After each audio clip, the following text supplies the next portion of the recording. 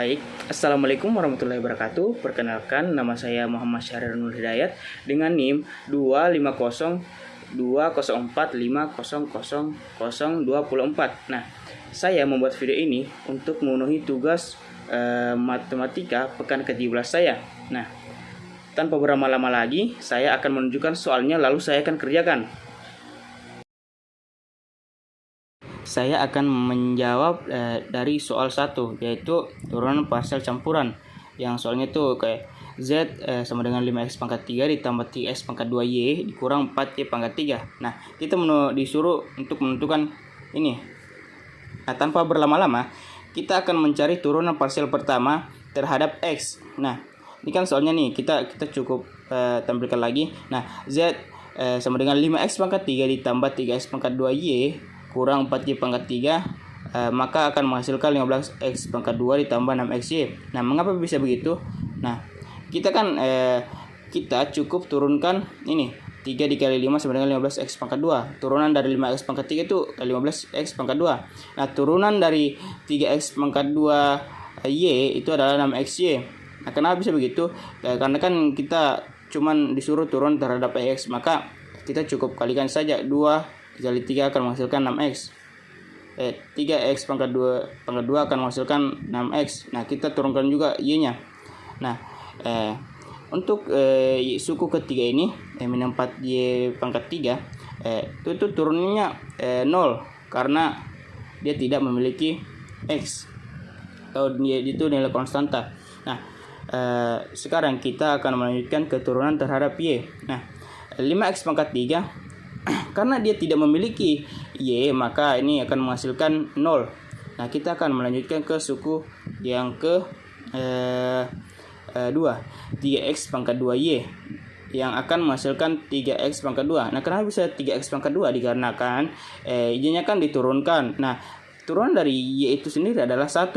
Nah, kita cukup kalikan dengan 1 dikali 3 yang akan menghasilkan 3 itu sendiri, akan menjadi hasilnya menjadi 3x pangkat 2. Nah, selanjutnya kita turunkan min 4y pangkat 3 yang akan menghasilkan min 12y pangkat 2. Kenapa bisa begitu?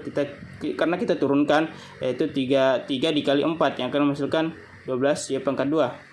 Selanjutnya kita akan lanjut ke turunan parsial kedua terhadap terhadap x dan y. Nah, turunan parsial kedua ini karena kan kita sudah menemukan turunan pertamanya, kita cukup turunkan kembali hasilnya. Nah, kita turunkan kembali nilai yang ini. Nah, kita di sini saja. 15x pangkat 2 itu turunannya 30x karena kita cukup kalikan saja. Nah, selanjutnya ke suku yang kedua 6xy. Nah, karena turunan dari x itu 1, maka cukup kalikan saja 6 dikali 1, nah menghasilkan 6y. Nah, kita turunan parsial kedua untuk y. Karena kan kita telah menemukan ini adalah hasilnya, kita turunkan lagi kembali. Nah, 3x pangkat 2 turunannya itu adalah 0. Dikarenakan ini kan kita sudah tidak memiliki y di sini, maka akan menghasilkan 0 karena ini adalah nilai konstanta. Nah, untuk mendapatkan hasil min 24y ini, karena kita cukup turunkan min 12y pangkat 2 ini. Nah, turunannya itu adalah min 24y. Nah, selanjutnya kita akan ke turunan parsial campuran. Nah, ini adalah paling menarik nih. Turunan parsial campuran yaitu dengan ini kan saya mengambil ini 3x pangkat 2 min 12y pangkat 2 dari turunan terhadap turunan pertama terhadap y. Nah, kita turunkan terhadap x. Nah, baik, karena kan ini memiliki nilai x, maka ini bisa diturunkan. Turunkan dan mendapatkan hasil 3x pangkat 2 menghasilkan 6x. Nah, turunan dari min 12y pangkat 2 itu adalah 0 karena tidak memiliki x yang menjadikan dia ini konstanta. Nah, selanjutnya bagaimana saya mendapatkan nilai ini ya, karena saya mengambilnya dari turunan parsial pertama yang ini. Nah, baik, turun dari 15x pangkat 2 itu adalah 0 itu sendiri, karena kan di sini tidak memiliki nilai y yang akan menjadikan ini adalah konstanta ya, yang dimana konstanta itu adalah 0. Nah, selanjutnya kita ke ini 6xy, turunan dari y itu kan 1. Nah, kita cukup kalikan saja 1 dikali 6 yang akan menghasilkan 6x. Nah, kita lihat dari hasil kedua turunan parsial campuran ini ternyata sama-sama memiliki nilai yang sama, yaitu 6x. Dan ini juga 6x nih. Nah, mengapa ini terjadi? Ini bukan suatu kebetulan, tapi ada teorinya yang dikenal sebagai teorema Clairaut. Nah, teorema ini mengatakan jika fungsi z dalam kurun x pangkat xy dan semua turunan parsial kedua termasuk yang campuran adalah kontinu di sekitar suatu titik atau di seluruh domainnya seperti pada soal kita, maka urutan turunannya tidak penting. Artinya d pangkat 2z dx dy akan selalu sama dengan d pangkat 2z per dy dx. Nah, dalam konteks ini, dalam konteks soal kita, fungsi y ini adalah fungsi polinomial. Semua fungsi polinomial dan turunannya adalah fungsi yang kontinu. Karena syarat kontinuitas ini terpenuhi, maka tidak perlu heran hasilnya pasti sama.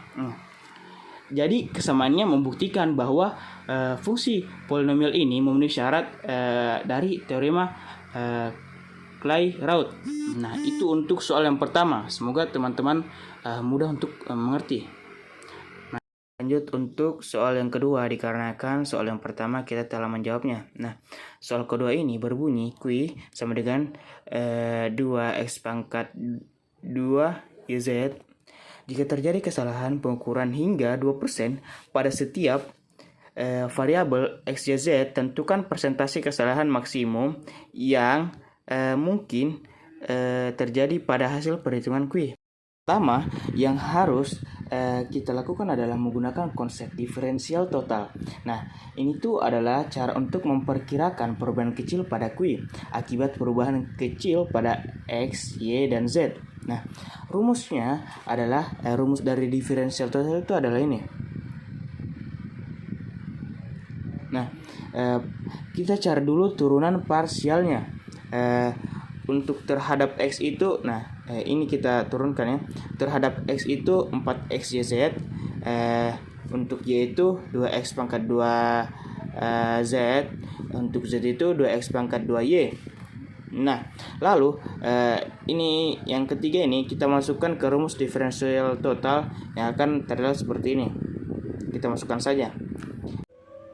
Nah, setelah itu kita akan menentukan kesalahan relatif maksimumnya. Tujuannya kita untuk mencari kesalahan relatif maksimum, yaitu untuk membuat kesalahannya menjadi maksimum.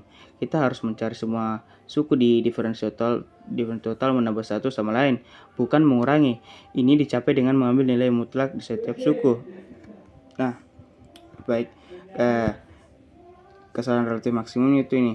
Nah, setelah itu kita akan mencari kesalahan dari X, Y, dan Z. Nah, kesalahan dari X itu adalah 2 dx per X. Kesalahan dari Y itu 1 dy per Y. Lalu yang terakhir Z, 1 dz per Z. Nah,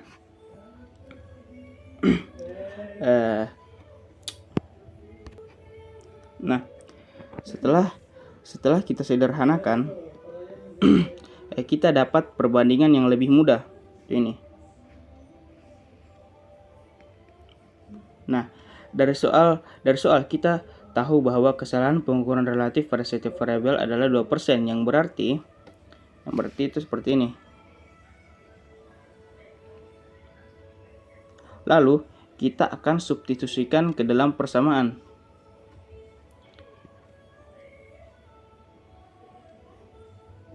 Itu akan begini nih. Nah, maka hasilnya adalah 8%. Kita dapat hasil 8% sebagai kesalahan maksimum. Ada dua hal yang perlu kita pahami di balik angka ini. Kenapa maksimum cuma terjadi saat arahnya sama? Nah, bayangkan Anda mengukur 3 hal untuk mendapatkan kesalahan total terbesar. Semua kesalahan dari masing-masing pengukuran itu harus saling mendukung. Semua terlalu besar atau semua terlalu kecil bukan saling meniadakan. Nah, secara matematika inilah gunanya nilai mutlak setiap suku. Nilai mutlak memastikan semua kontribusi masalah ini selalu menjumlahkan dan tidak pernah mengurangi satu sama lain. Kita sedang mencari skenario terburuk yang mungkin terjadi. Nah, yang kedua, apa makna angka 8% itu? Angka 8% itu menunjukkan seberapa sensitivitasnya hasil akhir kita QI terhadap pengukuran awal. Fungsi kita adalah QI sama dengan 2x pangkat 2YZ. Nah, perhatikan variabel x berpangkat 2. Nah, inilah ini x pangkat 2 ini adalah biang keladinya. Nah, kesalahan 2% pada x itu dampaknya ke hasil akhir 2 kali lebih kuat dibandingkan kesalahan pada y atau z. Jadi 8% itu adalah total akumulasi kesalahan yang diperkuat oleh pangkat x x pangkat 2. Nah, ini adalah peringatan bagi kita semua kalau mau hasil QI-nya akurat, kita harus sangat teliti saat mengukur variabel x.